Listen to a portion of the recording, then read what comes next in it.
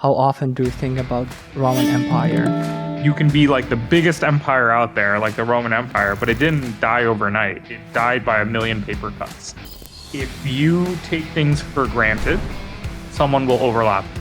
If you spread yourself too thin, you won't have the resources to compete. Shit, we should figure that out. There's no one that can help us. You just have to be better, and you just have to execute better. What do you mean a little better? Hey, we need to be scrappy, right? It's either you live or you die by the sword. What happened with the pandemic is there was an immediate shift towards video conferencing. We were one of those few companies that got to benefit from the shift to remote. It was a blessing in disguise. I kind of realized that it's not about how good your product is or your sales team is. It's more about how well your business model is designed. I think in the world of AI, you're not going to need 100, 200, 500 people to build something. You, as a 10-person company, can build something really powerful and really affordable. A person should be able to go to the website, see the pricing transparently, sign up, pay for it without talking to a human. If you have to talk to a human, I treat that as a bug. I must say I'm a big fan of your product. Thank you. I've been using you guys for 3 years now with my team. And we've done a bunch of integration. I've been following your work as well. So, kudos and great job on the product. Appreciate it. Thank you. Yeah. You said in one of your articles that Fireflies is not just another startup born during the pandemic. I wanted to kick off with just asking you, why is that? Why it's not another startup that was born during the pandemic? We built Fireflies with this philosophy even before the pandemic that we were going to be 100% remote from day one. We wanted to build this product actually for in-person meetings. And if you enter a video conferencing room, web conferencing setup in the office, in a conference room, it should work. That was the original vision of Fireflies. When we first demoed Fireflies to investors, we would go into Sand Hill Road, Palo Alto, San Francisco. We'd enter a conference room and we would dial Fireflies into that conference room and it would capture everything. And afterwards, we would send them the notes. We didn't expect for the world to turn out the way it did. And we were okay with that. We were going to build regardless. We felt that as long as we can capture conference calls, we were going to be okay. What happened with the pandemic is there was an immediate shift towards video conferencing, a lot of Zoom calls, a lot of Microsoft Teams and Google Meet calls. And that helped with the adoption of Fireflies. And it brought something that was on the fringe to the mainstream. People started seeing Fireflies in meetings, and that became a very frequent occurrence that they got used to. And after the pandemic ended, people still have lots of Zoom calls, a lot of video conferencing calls. Companies are hybrid now. Not everyone is in the office. So I think the pandemic really helped people realize how much work they can actually get done through video calls. And we always like to say, it was a blessing in disguise to be able to have this sort of incredible adoption catalyst. Obviously, the pandemic itself was not good for the economy and for so many people. We were one of those few companies that got to benefit from the shift to remote, but I think our total addressable market only increased. And so we're fortunate for that. But we always believed in this culture of remote first, and we practice what we speak. Fireflies today is 100% remote, 20 countries. So all of that was just really part of a culture that we were trying to build. And we were not this one-off pandemic company that sees a blip and then disappears. We were always going to build for this world regardless.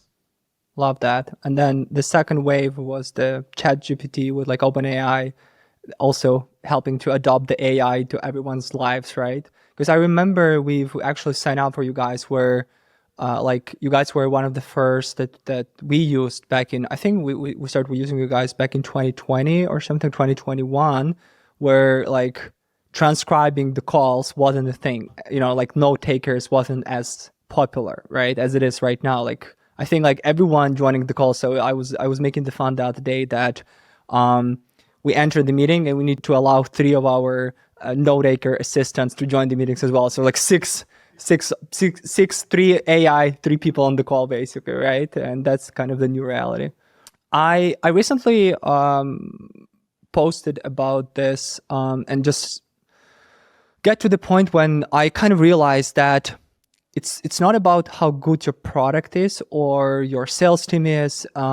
It's more about how well your business model is designed. And I never thought about the business model as serious as I'm thinking right now. And we even start talking to so like McKinsey guys, so like, okay, tell us more about the business models. What is the business model we can employ for one of our startups? So generally, do you agree that the business model is more important than the tech or the sales or the marketing?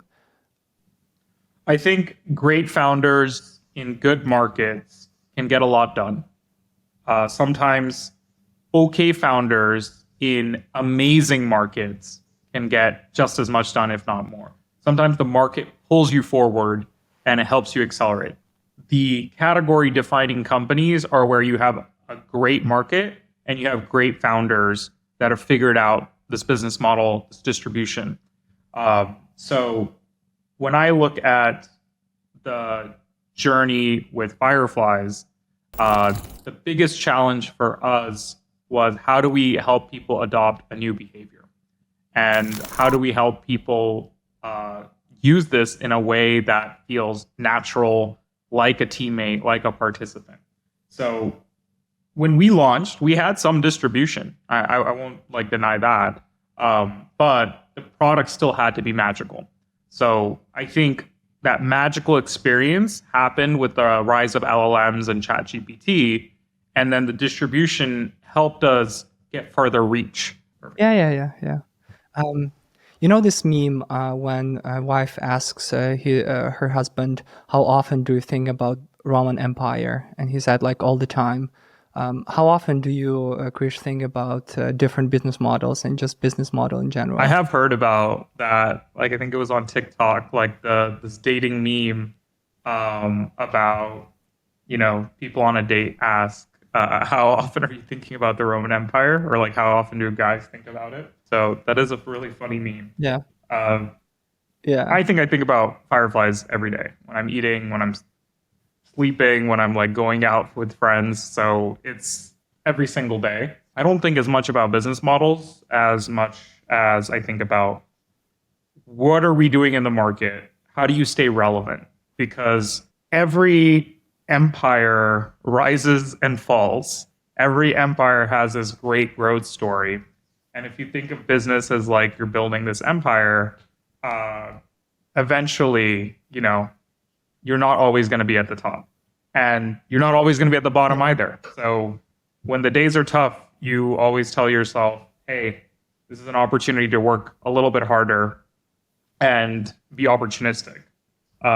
When you are at the top and you're growing, you think of the Googles of the world, the Microsofts of the world, they're probably thinking, how am I going to get disrupted? And what do I need to do to stay relevant? The simple answer that I've gotten, because we are somewhere along the middle. We're not right at the beginning of the journey. We have a long way to go before we reach the apex. But along this roller coaster ride of a journey, I've realized the one fundamental truth to the rise and fall of any empire is this idea of focus and innovation. If you take things for granted, someone will overlap you. If you spread yourself too thin, you won't have the resources to compete. And you can be like the biggest empire out there, like the Roman Empire, but it didn't die overnight. It died by 1 million paper cuts. And it spread itself too thin. We see this in the world of business as well. Some of the greatest companies no longer exist today, right? That had the largest market cap. We had seen some incredibly innovative companies that don't exist today, like Yahoo, right? Where they're a small fraction of what they were back in the dot-com bubble. So I always think about, as we build, there's only two truths. One is, how do you make sure that you stay relevant? And you do that by continuously innovating. And then the other truth is, there's a lot of things you can pursue. a lot of shiny objects out there. Mhm. But how do you make sure that you stay focused and you stay in your lane? It's tempting when you're at the top to think that you can achieve anything, you can conquer anything, you can enter any market. But that sort of overconfidence actually led to the downfall of a lot of empires and a lot of businesses. So my long-winded answer is, Yeah. whether you're at the top or whether you're just starting out, you're trying to figure out how do you survive and how do you make sure you don't get replaced. Yeah. And then I agree with you here. However, just to add, at scale, when you're growing, even you guys, it's difficult to change your business model at this point, right? Like if you are, this is the way you guys are working, freemium, let's say you charge per seat, that's it. And when the company is introducing a new, more disruptive business model, it can take a lot of the market, and there is no, you can do anything about this. It's like with Salesforce against HubSpot, right? Whereas, like obviously we're seeing that the empire of Salesforce, like in my opinion, in my view, obviously they're on the decline. I'm from my generation, I don't believe that they can do any innovation in a way. So they are obviously kind of buying out some acquisitions and stuff, but as the company in general. And in email, in email marketing, there was this, we have a lot of players like Outreach, SalesLoft, some other guys, they raised a lot of capital. And then there's these new guys like Instantly that just was like 2 years ago, get this new business model, fixed unlimited. Whereas like, which company is this? The fuck is that? Instantly.ai.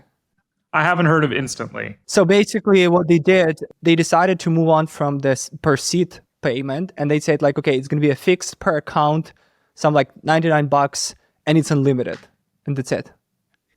And they got like to 25 mil, like through zero marketing, basically through word of mouth, by just introducing the business model that the market was hungry for, because everyone was so already full of paying per seat. And I actually spoke about with Mark Robert from Capital 2, one of the previous guests on my show, and he said that AI will kill the pay per seat business model. And I'm curious to hear your thoughts on this topic, because you guys are in AI, but you still have a per seat model. So what you think, just generally? And that was the reason why I kind of started with the business model. Like, can the business model be the downfall of the empire? So when we talk about business model, it could be about how do you charge? Is it per seat? Is it based on utility? And there's a lot going on in the world about how AI is going to change the consumption model to utility based, because if you have AI, you don't need to buy that many seats. It's going to do a lot of work.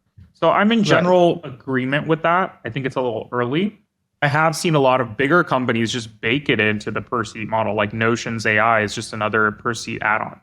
What I would love to see over time is, as the cost of AI goes down and the value goes up, is utility going to be good enough to generate incremental revenue over time? Or should it just get bundled in as part of like a feature set or tools? So I think that if you have a product and AI is more like a feature for you, maybe the seat base makes more sense. If you are replacing a function end to end, right? Like, hey, this is a software engineer, he's going to write code for you, we're going to charge based on utility. That might make more sense. I think we're in a period of transition where we haven't really reached the full-on agent world. But when the agents do exist, maybe I'll be charging based on how much work the agent does for me. And instead of charging a flat rate for a co-pilot feature that one of my employees will use. And one thing not to be mixed up about business model is also pricing. So I'm a huge fan of SMB companies and the strategy, how they have a low friction thing. But there's more to that, right? If you look at Salesforce versus HubSpot, HubSpot is primarily focused on SMBs. They've primarily done self-service. They've tried to be the most affordable product. Over time they increase prices and stuff, but their average customer is paying about $10,000 per year. That's like their ACV, right? And then when you are an enterprise company, when you reach the top, you don't really care about those 10K ACV deals. You're going to care about the $1 million ACV deals. And you're going to orient your roadmap towards what those larger companies are doing. Not to say enterprises can't be innovative, but typically they are going to move slower. Right. They're more cautious to adopt. 100%. Whereas if you are focusing on the lower end of the market, you can constantly be innovating and you can take more bolder bets on the product. So I can give you my take on how I look at this world, like in terms, because business model is so many things. Absolutely. My fundamental tenet is our business model is going to be self-service for as much as possible. A person should be able to go to the website, see the pricing transparently, sign up, pay for it without talking to a human. If you have to talk to a human, I treat that as a bug. And there's another famous company, Atlassian, that really revolutionized that model. And I really look up to Atlassian and what they do in terms of providing the most customer-centric experience. So I want people to be able to go in, sign up, use Fireflies without having to talk to anyone, and like they can help themselves if they want. Now, if you need help, we'll have someone there to help you do some sales assist and so forth. And I want the pricing to be like a no-brainer. The amount of value you're getting for the service, it should be a no-brainer. And even in our own market, when we entered it, there were some big players like the Gongs of the world and the Choruses of the world, which were charging, I think, about $150 per seat per month. And there's a platform fee where you have to pay an upfront fee in order to deploy the tech. It has to be annual, and you have to buy a minimum number of seats. And you cannot go sign up on your own. You have to talk to a sales rep and go through that discovery process. Oh, yeah. What It's Fireflies ridiculous. brought to the table was like, I'm not going to pay $150. I'm going to pay $10 or $15 per seat. I'm getting about 80 to 90% of the same fundamental value. And I can buy it for however many people I want. And I can do monthly or annual.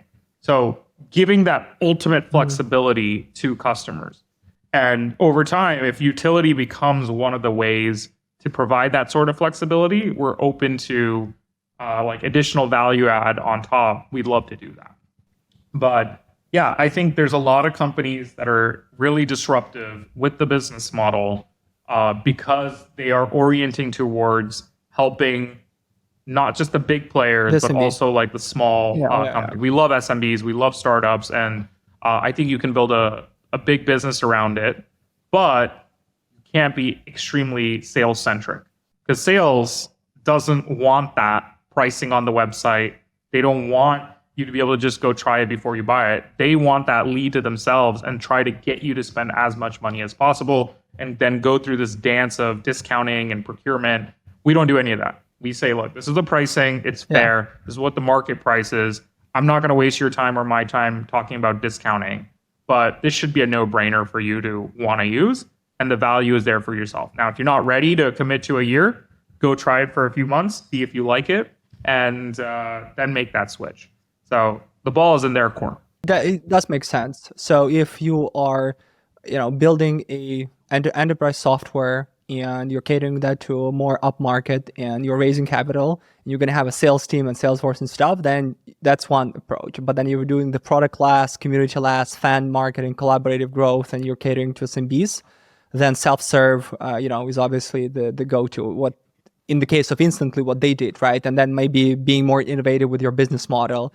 I love the point about the utility. Maybe you guys should charge per meeting or something at scale, when you're like, just, if you're not using it, then you charge less. If you're using it heavily, you're charging more, and it's like 1 cent. Do you know company Clay? They've been on the rise very Clay, lately. no, I have not heard. Yeah.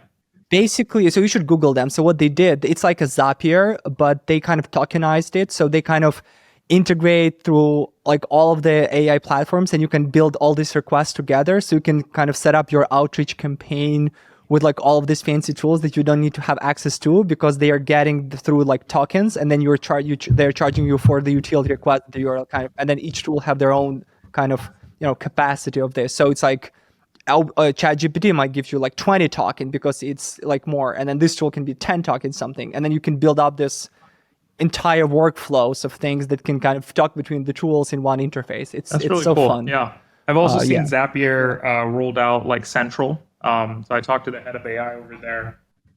It's the ability to create workflows just having a chat experience. Like you don't even have to go through like the builder at the bare minimum. It's just you tell it like I want to do this with this app and that app, and then it helps you get started. So a lot of people are trying to go the no code way through language.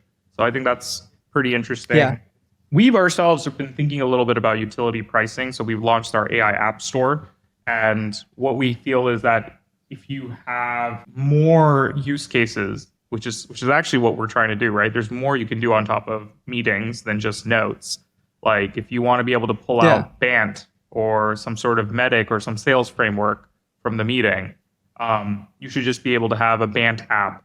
If you want to do call scoring, lead scoring, or candidate scoring, there should be an app for that. And then all of those are going to require lots of AI. But how do we democratize it so that I'm not like asking you to pay for some crazy plan, but it should be utility based? So I think we'll have a fusion of seat and utility, and we'll continue to learn. I'm not fully on board with 100% utility companies because there's way too much variability in terms of consumption and mapping that out. Also, bundling is another interesting thing to think about. Like as you bundle more value for users, you can actually bring down costs. Yeah. But what I can say confidently today is because we continue to deliver as much value to our customers as possible, and any sort of pricing power we get, we bring it back to our customers. It is very hard to look at Fireflies as a third party and say, I'm going to go compete with Fireflies, because we compete with the lowest denominator. And I'll give you an example of our journey. If you came out maybe 2 years ago, we were giving out less stuff, right? There was a very few meetings that you can record, very restrictive storage, because that's just the costs were so high for us. We can have a very generous free tier. Today, we have a free tier where you get insane amounts of meeting capture and you get unlimited transcription for free on the free tier. That was something that we continue to democratize. As we gain in scale, we try to give more value to our users, and those that use it realize, okay, wow, I can get notes, I can get integrations, I'm going to upgrade. So I look at the journey as a much longer term experience with the customers. So these companies that are not ready to pay now, but will be eventually at some point in time. So if you want to build Fireflies today in 2024, 2025, what you're competing against and what you're trying to go up against is someone that hasn't, raised prices to appeal to enterprises and do that. No, we still care about that 5-person, 10-person company. And you have to give more away upfront in terms of value. So that's why we try to stay relevant and continue to keep the product as affordable as possible. What's the role of competition in your space? You mentioned Gong, Chorus, Grain, Otter, other conversion intelligence, tools. I used the Game of Thrones analogy in the past, but what's the competition? This is friendly. If it's not, you guys are associating together for some innovation, or just competing, just copy pasting. Are you inspired? Are you feared? Generally, talk to me about the space. There's a lot of companies that are spinning up every other week.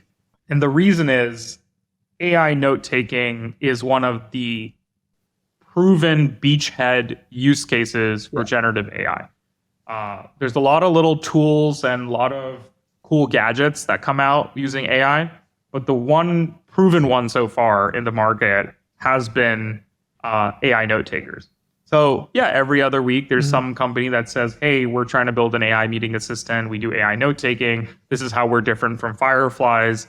And it's fun to read. It's fun to keep pace with and see what's going on in the market, see what angles people are doing. And I think people have come to a place where they realize, okay, I'm not going to go head on against Fireflies, but what I will do is I'm going to build Fireflies just for recruiting. And I'm going to do things that are specific to recruiting. Or I'm going to go back and just build a Fireflies, but for sales, and I'm going to make it more expensive than Fireflies, but cheaper than Gong, and try to thread the needle. So people are trying to do vertical SaaS. We obviously took the counter thing, saying that Firefly should be used by every knowledge worker in every industry and every category. We have HIPAA compliance for doctors. We have sales integrations for people that are in go-to-market teams. Our vision is that this is something that needs to be used by everyone, and there is insane value in that. And when I look at like other competitors and stuff, there's even some competitors we have seen that have spun up where they've literally taken the copy from our landing page and our CSS and just copied and pasted it. And it's like our engineers can see that and they're like, wow, like they straight up copied our copy. And you'll see some things like the buttons or the, the tooltips where they're using the exact same phrases. And I'm like, this is definitely heavily copied or heavily inspired. Fuck them. So there's going to be a lot of clones, copycats and stuff. And again, this goes back to the Roman Empire. You're going to have a lot of people competing. The only thing you should be focused on is how do you deliver the best value for your customers. There's going to be multiple winners in the space, and who knows, right? The space is going to look very different 5 years from now. When we started to where we are, we saw dozens of companies rise and fall, many that were ahead of us, many that were behind us, many that made a lot of noise on Twitter with VCs talking about them being like the next big thing, companies that have raised war chests. Game of Thrones is really the right phrase for this, because people will try to compete with you in so many different ways. There's one company that completely pivoted so they started off in meetings trying to compete with Fireflies. Then they pivoted to some Mac app and try to do that.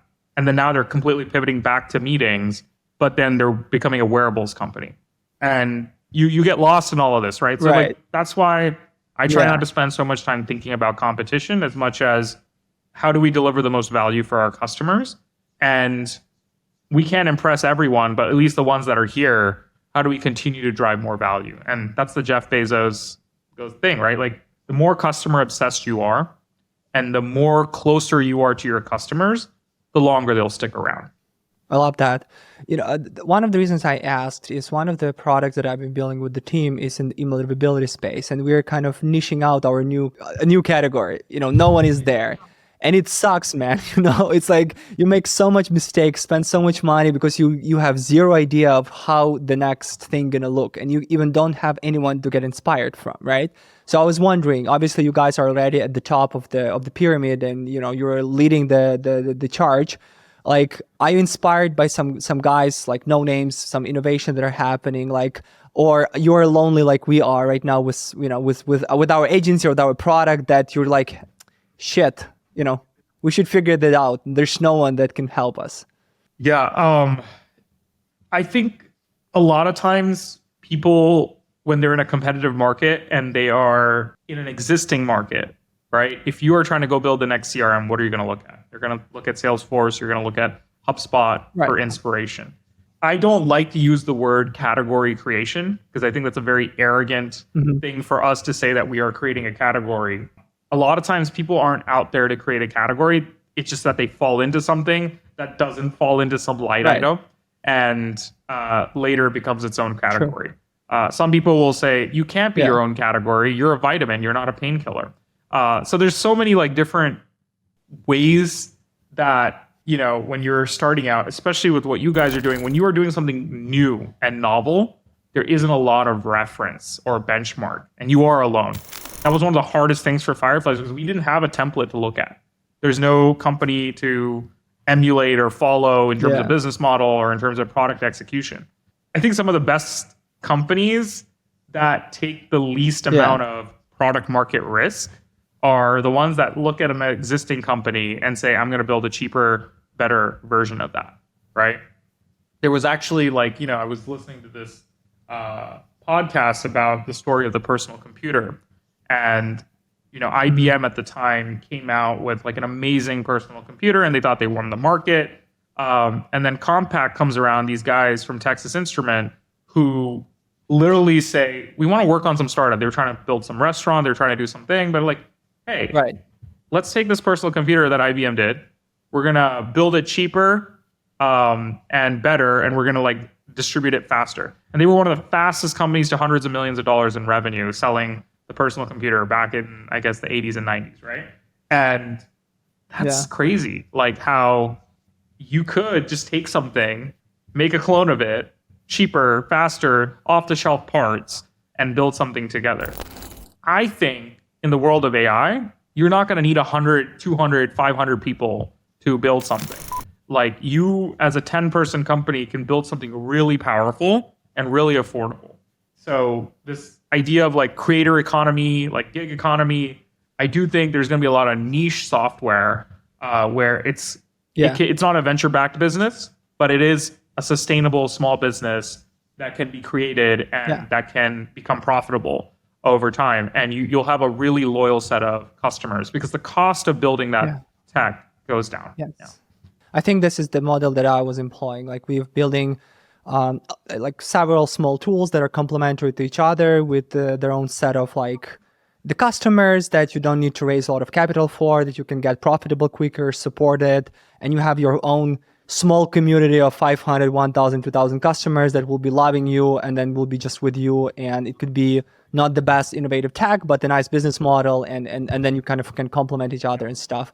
Can you tell me, I'm curious to learn, like, what's your take on like Google and HubSpot releasing their own these features or little products? Like, you know, Google have their own transcript and then they do their own recording. And sometimes when I'm using Google Meet, I'm like, why don't it record Google Meet if I'm using Fireflies to do that? So we don't just turning it on, but some are just turning it on automatically. So just generally, what do you think? Can they take the market, or is there, because of they can have a better language processing models and more resources, and then we're already using their products, so this can be a baked in thing that's easy to use?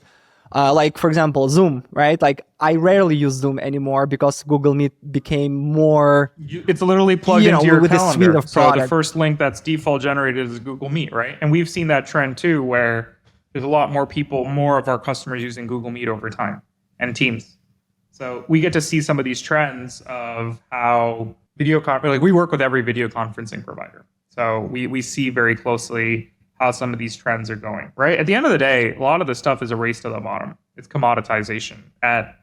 Even you think about AI models, OpenAI, Anthropic, Mistral, what are they all competing on, right? Better models, cheaper, and try to be more developer friendly. So that is the inevitability of software. Think about cloud storage. Back then, it was not a commodity. Now it is, right? So much of software becomes commoditized over time. Some would even argue CRM at the SMB level is commoditized because you have Pipedrive, you have Zoho, you have Freshworks, you have HubSpot. And I think SaaS is more about like many companies carving out pieces for themselves. And then you will have like some of the bigger players who will try to create a checklist feature, right? They have 100 problems to solve. And are you willing to solve the problem that you're doing deeply? And again, goes back to the Roman Empire. The only way you would compete is you have to out-innovate. Like there is no answer. Like if what you're doing is worthy enough for others to want to like copy or include or bake in, you just have to be better. And you just have to execute better. It'll come down to everything from the quality of the transcription, the quality of the notes, the ease of use, the functionality, better customer service, all of those sort of things. You just have to be better at it. And you have to also continue to innovate and differentiate in terms of your product offering.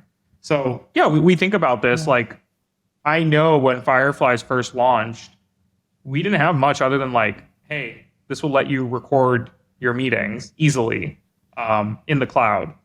And people might have said, well, I have local recording on Zoom. Why the heck would I use this? So it's before all the AI, all of the LLMs, right? All of this stuff. Yeah. But we built a substantial user base where they said, Firefly is the easiest way for me to record my meetings. And then obviously we added other value like transcription and then summarization and then integrations. Yeah. So the deeper you go into solving a customer's workflow, the more differentiated you will be. Because yes, over time, recording, transcription, basic note-taking will be commodities.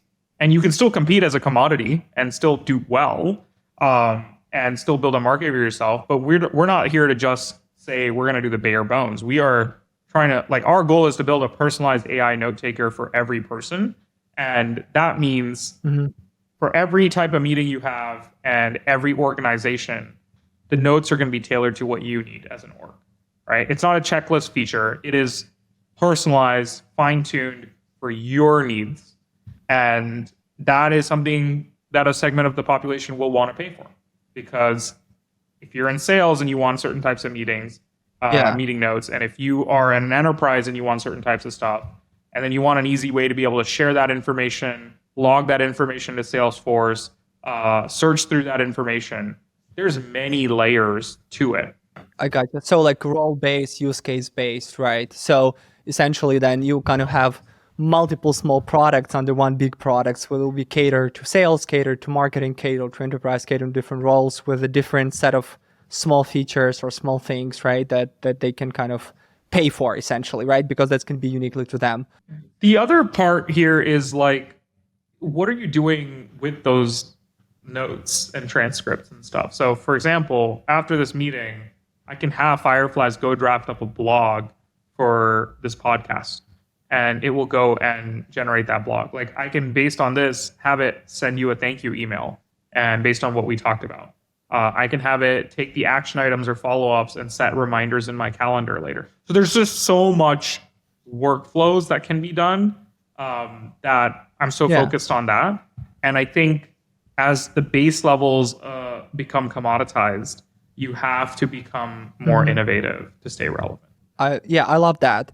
The only thing I would just add, we're using you guys because we love your integration with HubSpot, where our sales team can have the summary on HubSpot with we can have an automated follow-up with information, and that's it. So now let's say if HubSpot going to release their own feature that they would kind of have, let's say, we're going to be recording this, this kind of call, it will go straight to Google will have an integration, it goes, the follow-up, all those things. Then we're all right, then you need to innovate more, right?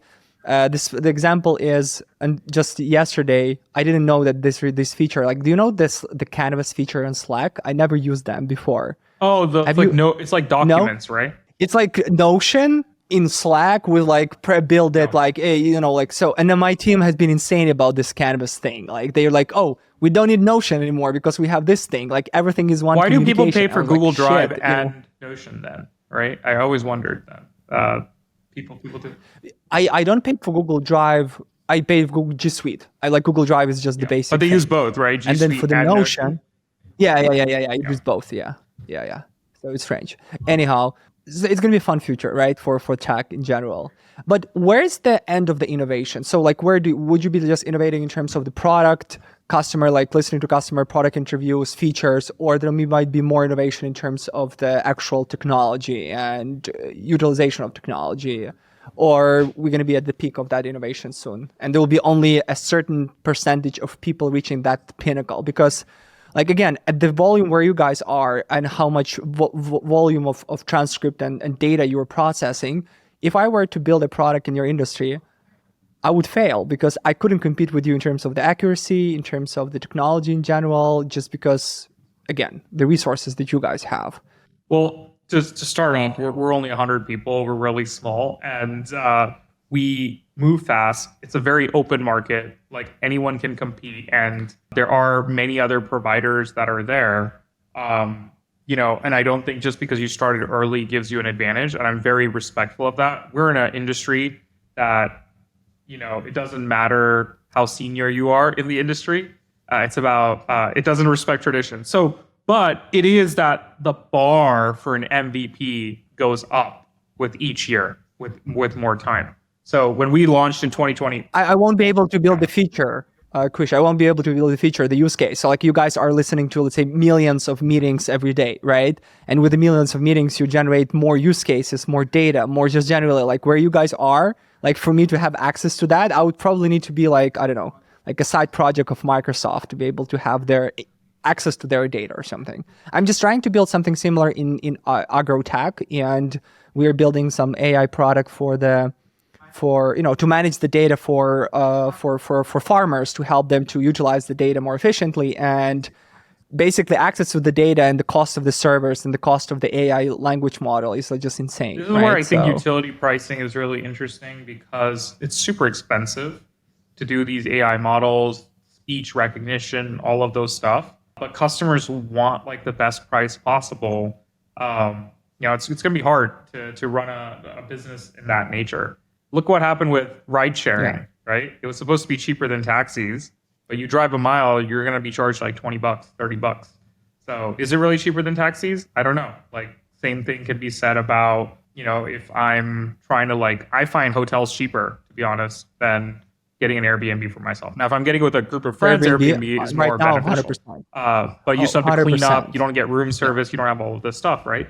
So I do believe that sometimes with utility-based products, and I'm talking about the big venture-backed companies, where they're willing to subsidize your initial growth so you can lose money but still gain market share. This is more in consumer, but I'm seeing this a lot in AI as well.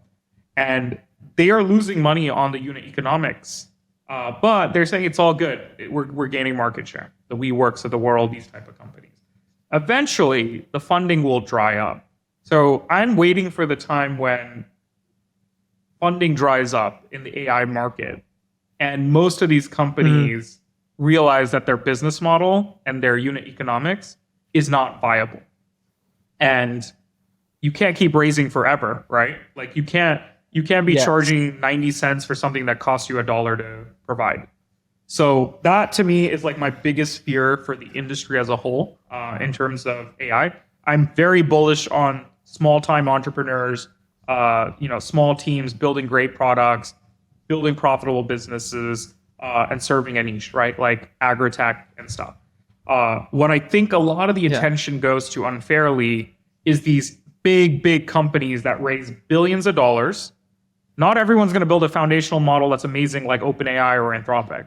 But some of these companies, even application layer companies that raise hundreds of millions, billions of dollars without a product, with a lot of hype and burning tons of capital, only to realize that what they're building, no one actually cares about and no one's actually using. The technology is not legit. You're just poaching engineers from OpenAI or poaching engineers from Google and paying them crazy, unnecessary salaries to go copy and emulate the tech, only to realize that they don't want to be the 100th company out there building another foundational model, right? So when the funding dries up, when reality hits, most of these companies, I think, shit will hit the ceiling for sure. Yeah. So I am much more bullish on what you are working on because you're being lean. You have to be bootstrapped and you have to work within your constraints. But this is my reflection on the industry as a whole. Yeah, and make the same mistakes. Like I'm making the same mistakes, just on a much lower scale. One of this email realty platform, we built it on top of Google Cloud with like G Suites and stuff and direct integration. And we wanted the security, we wanted the SOC and stuff. But then we get to the point where it's so expensive to maintain the customer tag. Just it's more expensive.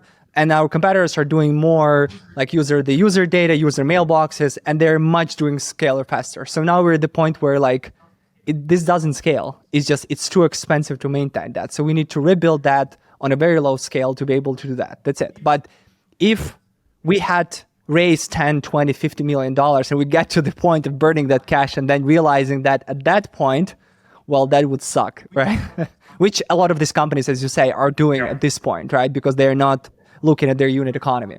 All right, talking about capital and just general capital deployment, you raised Series A 14 million in 2021. Are you planning to raise more? Right now, we're not planning to raise more, and we plan not to touch the capital that we've raised. So I think we're taking a very different approach to building AI in our market. Actually, today, a post came out by Ramp, which said, here are the top 5 AI vendors in this market. And number 1 was OpenAI. Number 2 was, I think, Midjourney, Anthropic. And then it was Fireflies and then 11 Labs, right? Oh, congratulations. So this was really cool to see Ramp, which is a service. They probably provide the most amount of corporate credit cards for companies out there. So they have this amazing data that they can tell. So I didn't even know this until I saw the Ramp data, because they're able to track every vendor spend across every one of their customers. So it was really helpful. And I'm sure Brex has similar data like this as well. And that kind of proved to me two of those companies on the list have not raised very much capital, right? Midjourney is fully bootstrapped. I look up to them and I think what they're doing is amazing. And remember, they're competing directly against Adobe, but still have built like this amazing product and amazing community, and they're doing great work there. I think Midjourney is an amazing company. And I think the reason for that is actually the founder previously raised a lot of money, didn't have the greatest of experiences with VCs, and decided to do a fully bootstrapped experience. And he's doing amazing. They launched on Discord, which was insane. If you've ever used like Midjourney and like how they didn't even have a UI in the beginning. Yeah, I know. 11 Labs has raised some capital. They're still early in their journey. But if you want to build an OpenAI or Anthropic, yeah, you're going to need tons of money because you're building infrastructure. But for a lot of other application companies, I honestly don't think you need to raise that much money unless you're thinking that it's a market grab or it's a talent grab. You have to do some crazy things out there. I think that the way we build our business, and like, this is what Vinod Khosla, our investor, said, is Fireflies proved a lot of people wrong in thinking that you have to raise a shit ton of money in order to build in this market. We proved them wrong by like being essentially very lean, because companies that are our scale have raised Series C's and Series D's already. And that is really interesting. And usually the press, the media, the hype goes towards how much you raised versus how much you built and how many customers you're serving. So I think the industry as a whole should look more towards the like a different barometer of success. But yeah, that's something we've done. Like we raised our Series A actually in 2021. And we don't plan to raise any money anytime soon, or hopefully never again if we don't have to, and continue to build, with what we have. And we're 100 people, and we're happy doing what we do. Love that. Like thinking about this, why media are featuring those that are raising, because essentially, probably the media is the only channel where you can highlight that, hey, these guys are investable, or essentially this is just a kind of a speaker type of thing. Like, hey, this company are raising, investors are reading us, so we're popular media because we are featuring, like, etc. And then those guys that are bootstrapping and don't need money or something, then they're not as sexy as the others. So why the hell we need to, feature them? Yeah, they have a cool model, they have a great product. Fuck them, like they're already cool. Like you already are successful, so we don't need to help you. You guys are doing all right. So fun. What's the role of investors in your success? Any examples of support that made a huge difference in your journey? Vinod Khosla, our investor, he wrote somewhere that 90% of investors don't add any value, so you have to pick wisely. And in fact, many of them will have negative value, so it's sometimes best to leave you alone and do what you got to do. That's actually the reason why we picked KV, because they are big backers of the founders. They focus and invest in tech, and they care more about the quality of what you're building that's going to change the world in the long run rather than what you're doing in the short run. So I think those are well aligned with what we do. And we have investors also from Canaan Partners, who is on our board. So all of our investors are very aligned with the type of company that we're trying to build.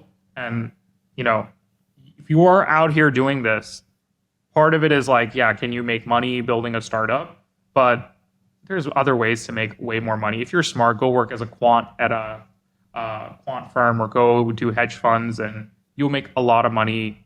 And I'm not saying it's easy, but it's a lot more predictable. But if you really want to work on a startup, you have to be crazy. You have to work long hours. You have to go years without any salary. So yes, the upside is huge, but I don't think a lot of people only do this because of the upside. They do it because they want to make an impact on the world, change some aspect of the world, being naive enough to want to change some aspect of the world, and also being there to say, I want to create something on my own terms.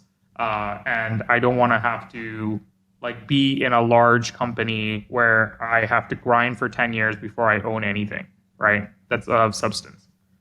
Those are the reasons, at least, that motivated me to want to do this. Is I want to work for myself. I feel like this is such a great time to there's always a great time to work on a startup. But it was initially, if you think it's about the money, you realize that if you're a smart person and resourceful, you have a better chance of becoming a millionaire working in big tech like Google than playing in the NBA, right? Because that's how it's almost like a guaranteed contract if you're good at what you do. Startups, there's no guaranteed contract. There's a few companies that will get bailed out, will get acqui-hired, will get packaged up, even though they're themselves are not legit. But majority of the companies, it's either you live or you die by the sword. We had to pick investors that were willing to take a bet on that bigger vision for what we were trying to do at Fireflies. We also have angel investors who have worked as operators in other places, like the chief product officer at Slack, the first engineer at Dropbox, the CEO of Segment. So like we've been able to really lean on operators. And I think my one rule for the future, and the advice I always tell people is, if you're taking money from folks, take it from people that were former operators. You will learn a lot more and it will be viable to you. And again, what they solved back then might be different from what you solve now, but they at least understand your struggle and what you're going through. They're not looking at you as a balance sheet. They're not looking at you as if an investor tells you we need to grow more, just go burn more money on ads, that is not the right investor.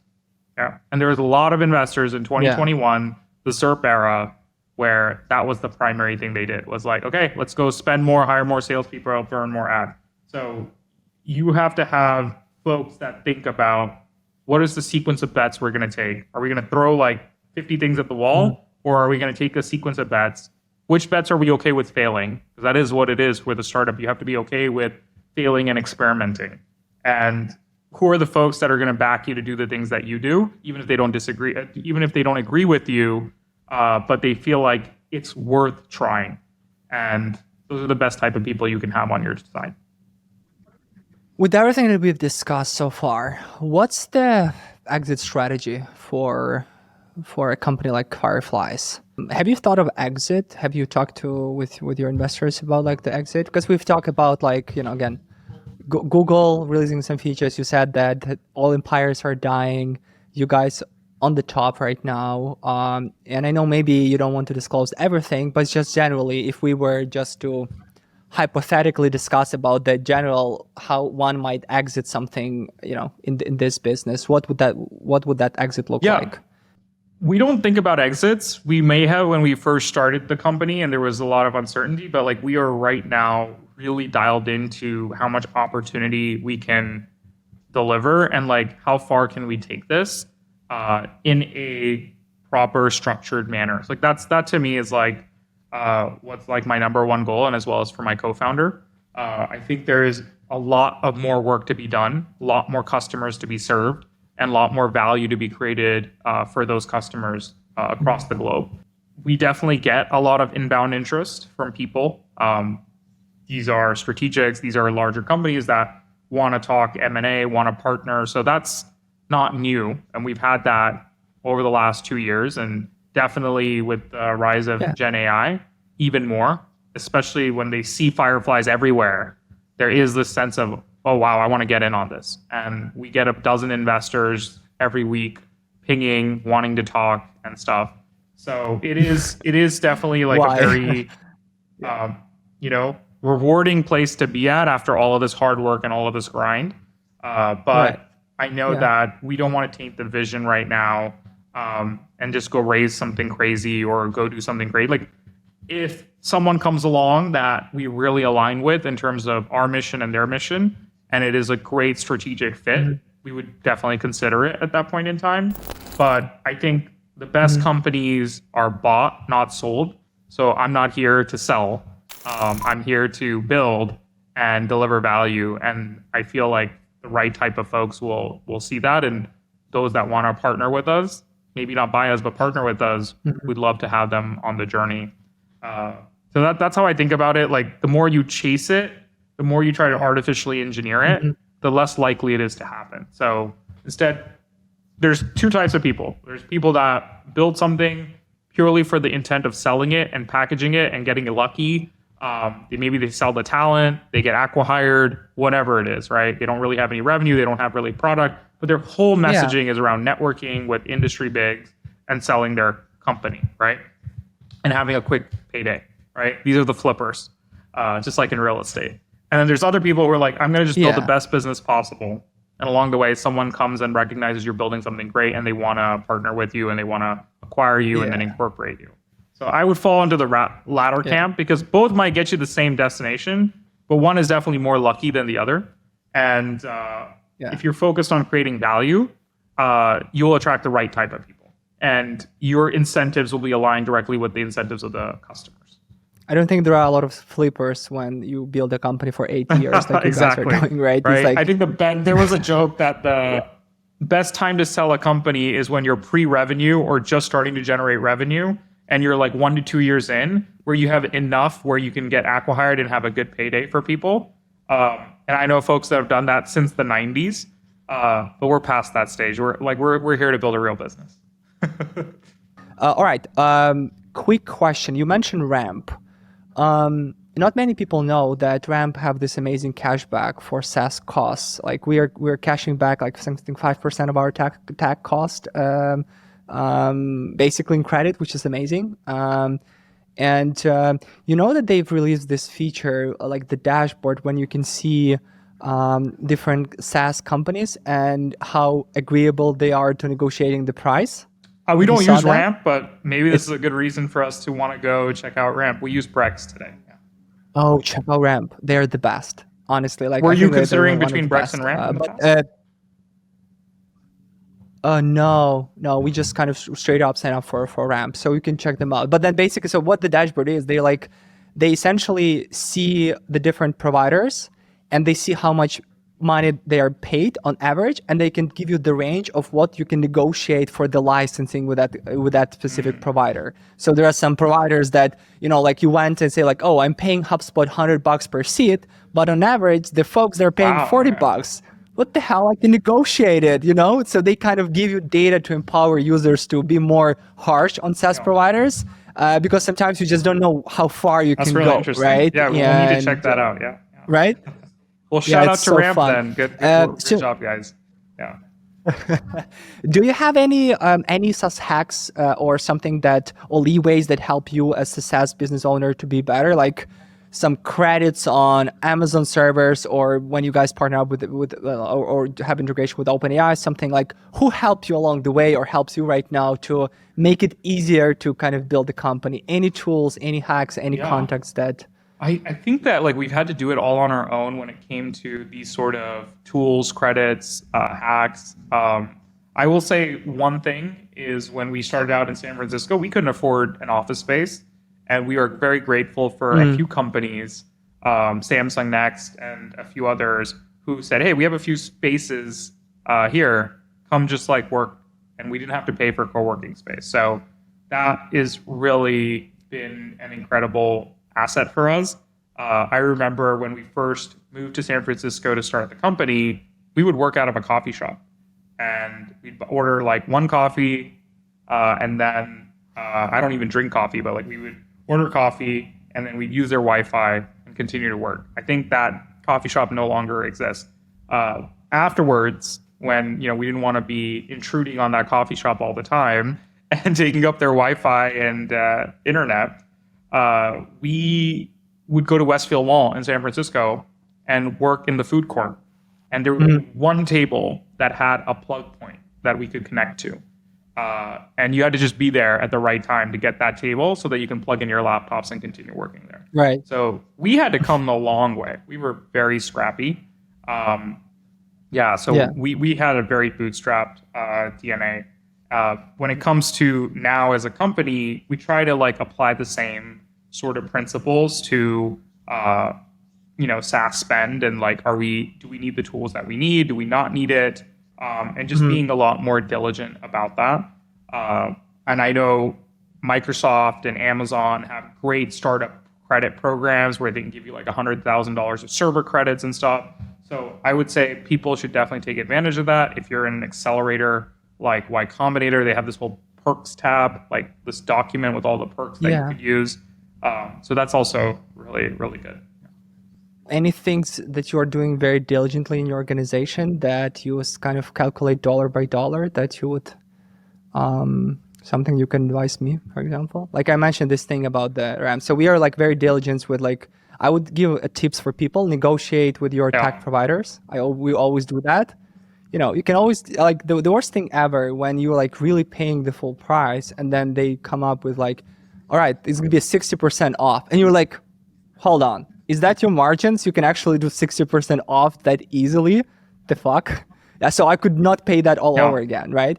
So we are very diligent with that. So we are always negotiating, but we are very staying loyal customers. So if we guys, let's say paying you, and if we negotiated something with you guys, then it means that there's no way someone else gonna go and kind of, get us the deal or something because we are staying with you. We're loyal customers. Like you meet us, we meet you, and they happen, whatever.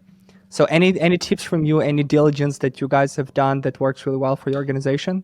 That maybe my CFO would tell me thank you for another tip. I'm trying to think about this one because we have spent a lot of time trying to get to economies of scale with like our vendors. Like we do a lot of work where sometimes we build the tooling in-house. And I don't advise this for other companies, like unless you are really crazy like us. But there's a lot of stuff that we build in-house, a lot of stuff we self-host. And that helps us reduce a lot of the costs as well, because we're trying to get to economies of scale. So there are certain times where if you can deploy something on-prem, right, something open source, consider it. I think that could save you a lot. Basecamp is trying to do this whole thing where they let you buy a flat rate software and then like deploy it on-prem. I think Mattermost is like a Slack alternative if you want to use that. So there are many ways for you to cut costs. But I wouldn't say that's the most important thing as a startup. You should focus on innovating first and building your thing. All of this stuff is optimization later to just help keep the lights on. I think this whole optimization thing is happening when you are in the growth stage, where you start hiring people and people have their own budgets and their whole company cars that they're buying. I had this this very stupid example. There was this product manager that worked with me, and the project was setting up a A/B testing for the website. Obviously, right? So they obviously put together the list, pros, cons, like everything, like evaluate the software, spend whatever time, right? And then they choose the software, they have this feature, whatever, and it costs like 20 grand, whatever. Say, okay, fine, let's do that. 6 months on, we had to cut off budget and we changed the tool. And they're like, okay, we need to change the tool. And they're like, okay, we can do this for like $1,000 or something. And it's like, why the hell we were paying for the 20K instead? And it's like, well, that was a little better. It's like, what do you mean a little better? It's like we from the start we could pay the $1,000. Yes, that one feature, whatever, but you didn't put the limit on the budget. So that's my fault that I didn't specifically say that, hey, we need to be scrappy, right? Obviously, when you're a startup and you don't have a company card, you are scrappy all the time, right? So, but when you're growing, it's all right. So you mentioned that you are building a couple things in-house to fund some of your needs. Do you do anything besides Fireflies personally, investing, advising, co-founding something else? Yeah, so I plan to work in VC very shortly, and I'm hoping to announce that at some point in time, where I'm able to be a growth partner and be able to help folks, like an operating partner. So that's something that's on my radar right now. I've been approached by a few firms, like one more like a scout and then other in a more operating partner capacity. So I do think about that. I don't know if I would see myself long-term working in VC, but like it is something that I want to do and see how I can help companies for sure, given everything that I've learned. Besides that, like I love to read. I love to listen to podcasts. I like to do creative work. I'm very much into design. And yeah, I mean, for me, like I eat, sleep, and breathe like business in all aspects of life. Like I love tech and I love everything I do here, but I also love real estate. I love like learning about how people are building franchises and mom and pop businesses. So that is just like my world. And I think my family is also oriented that way. like the things we talk about for fun at the dining table, like when I'm at my parents' home or when I'm hanging out with my sibling, is literally that. So I just think I'm hardwired that way to always be thinking about business. So one Yeah. of the reasons I'm excited to be VC is so that I can, be able to look at all these like different businesses, how innovative they're being, and you start to learn to recognize what works and what doesn't work as a operator. And I feel like I can share some of that knowledge with these folks. So yeah, that's something up on the radar. Hoping to make a formal announcement. Wow, nice. Nice. Do you have a bunch of like small advising shares in a bunch of companies? I'm sure people approach who's like, hey, Krish, like we're gonna give you 2% if you can, be on the board and help us out with this. So you're not accepting Out those of deals, or principle, I you've have had a few? not done that. Like I have given advice for free. So out of principle, I just feel like because I want to pay it forward because so many people have given me advice without expecting anything in return, and I want to do the same for a lot of these companies. And I just want to see many of these people succeed. And you want to make the ecosystem grow and flourish. So out of principle, I have it. But if and when I become more of a formal investor where I can attach capital with it and, we can write checks of decent sizes, I would want to pick ones that I would really love to work with. But deep down inside, I'm also always going to be a founder at heart. So I would love to, at some point in time, have like 6 companies doing 6 crazy. I'm that type of crazy. So I think that right now, my full dedication is to Fireflies. And that is the equivalent of like doing 4 things right now. So, but there could be a world where in the future where I start like some sort of startup ecosystem or shop that's spitting out a bunch of products. Like I don't know, like that's something that I could think of doing. With the amount of innovation that you guys are doing in-house, have you had people approaching you within your team and saying, hey, Krish, I want to build this thing or I want to build this thing, and just kind of spinning off startups that can kind of be like, are you guys doing that kind of startup lab thing, or it's not the company culture and you're really more focusing on deploying what is at hand, what's the kind of, and just being streamlined and very focused on where things are. So you are not appreciative when there's a bunch of things happening, in the company that are not necessarily aligned with the main product roadmap. I love the idea of having small groups of people work on passion projects that could very well align with the company. We had a small team go and spin out a mobile app for Fireflies. We have lots of these projects that go out, and it's like incubating mini startups within the company, and I'm all for it. I do believe sometimes the best sort of products happen when there's these small pockets of usage or small groups of people going and building something. So you just need to make sure that it aligns with the goals of the company. But I'm always a fan of that. We have a research team that's specifically designed to do this stuff. And that's how you stay innovative. Right? Love that. All right. One final thing. I have this or that questions group category. So you can choose either it will be more personal this or that questions or about the AI. I think I've done a lot of AI stuff, and there's a lot out there on the web, so we can do personal stuff. Yeah. All right. So quick answer, this or that. Business model, freemium or premium? Premium, yeah. Startup life, coffee or energy drinks? Neither. I don't drink any. Investors meetings, suit up or keep it casual? Casual. Product development, agile or waterfall? Agile is the way to go. Iterate. Yeah. Decision making, gut instinct or data driven? I am very data driven, but there are times when data should be used to inform, but not make blind decisions. All right. Team building, escape rooms or karaoke nights? I think we've done like video game nights. I think we did Among Us back during the pandemic. That was a really fun one. And then we played like some of the word games like Scrabble, but like, you have to come up quickly with a bunch of different words.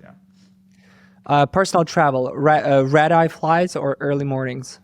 I cannot do red eyes anymore. I also have a crazy sleep schedule where I'm sleeping at like 2 a.m. but I have a rule where I don't have any meetings before 10 a.m. That's like my golden rule. Doesn't matter who it is. Just block calendar. So it works out, and I just can't sleep on flights. It just doesn't go well. So I'm willing to wake up early in the morning these days, but my ideal time to actually travel is midday. Reading, business books or science fiction? Business books, yeah. Scaling up, hire fast or hire right? Hire very slow and intentionally. Very counterintuitive advice. People will say hire fast, fire fast. I can't do that. Like for me, hiring is like building a relationship with someone, and I'm willing to interview 50 people and not hire a single person than hire someone just because we need to make quota. And a very important question from me personally, email management, inbox 0 or inbox thousands? Every single day before I go to bed, my inbox hits 0, and I've had that for the last 10 years. Any good cold email that pitched you, that you said, yeah, that's a good email and let's engage? I was looking at a SaaS platform, and I was on their website. Within 2 minutes, they said, hey, I noticed you were looking at pricing, and I noticed you're using this other software. I don't know how they got that data, maybe from previous conversations with them. Or can I help? It was very timely, very personalized, and it made me want to respond. Love that. All right. And one on the AI, because I have to ask AI, if the final one. AI ethics, regulation first or innovation first? For consumer, I can see where regulation might make sense for like from a safety point of view. In like B2B SaaS, I think innovation first makes more sense, and then let the CIOs and larger companies figure out like how they want to guardrail it. As long as your data is safe and it's secure and it's not being used to train on. We don't train on people's data by default. I think that is okay. You just don't want the AI to go rogue and like give like false answers that people believe to be true, right? So consumer AI, especially when it comes to like children and stuff, you got to be a little bit more careful. Krish, thank you so much for joining Belkins podcast. I had so much fun, man. Thank you. That was really fun.